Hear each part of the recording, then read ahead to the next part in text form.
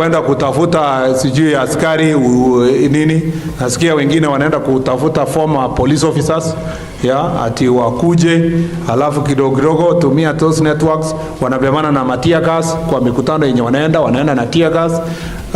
The Inspector General is going to be ruthless on those people.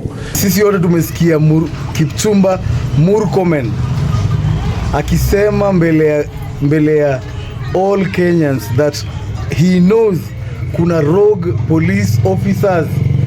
He knows that the opposition is working with ex-military, ex-police people, and that they are rogue police officers wenye wanaenda kwa hizi meetings za kina Sifuna, meetings za kina Baboino, and they are shooting people.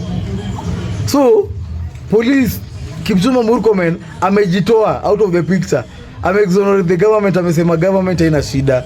Kipchumba Murkomen acha kutubeba wajinga, sisi si wajinga. If you know these guys, mbona